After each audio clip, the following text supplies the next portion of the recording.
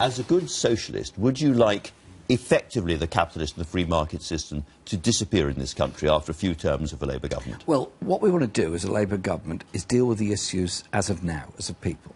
You asked David Livingstone about homelessness. Disgusting and disgraceful and wholly unnecessary. Glad you raised it, because I was going to ask you, what would you do about it in the short term? I mean, there's lots of house building and other kind of long-term projects which will get it down eventually. But right now, for those people who are homeless on the streets of Camden and elsewhere tonight, what would a Labour government do?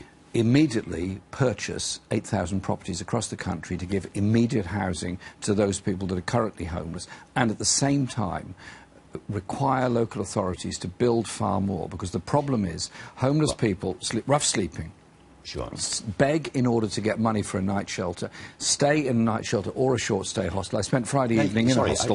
Can I finish? Friday evening in a hostel, by the way, discussing this issue. The problem then is move-on accommodation, and the problem then is not having an address in order which you can claim benefits or get a job. Absolutely.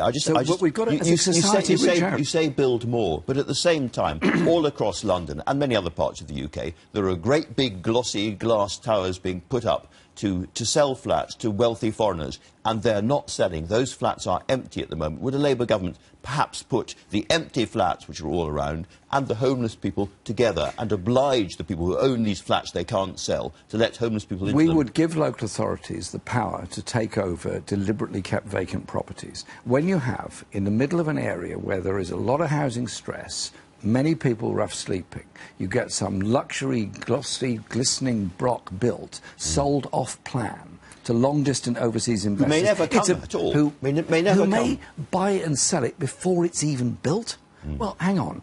Let's look at social priorities here. Many people are homeless. Many people are living in overcrowded accommodation. Many middle-class families, children, cannot leave home because they cannot raise the deposit for a private rented flat, have no chance of buying and no chance of a council property. So there is a classic case of the market getting something completely wrong with ludicrous results. There's a massive case for what could a Labour government do about it? Intervention into the market in a number of ways. One, building council properties, lifetime tenancies at secure rent. Secondly, regulation of the private rented sector to give much longer tenancies and give that power to local authorities to do it appropriately to their own areas. And thirdly, some kind of government-backed mortgage scheme for help first-time buyers to buy something. My own constituency has gone, level of home ownership has gone down from probably 50 or 60% to less than 30% now. But no suggestion of actually obliging people who've built these towers to hand them over? Well, I've said earlier, we would give local authorities the power to take over deliberately kept empty properties, because there's something grossly insulting about the idea you'd build some luxury block.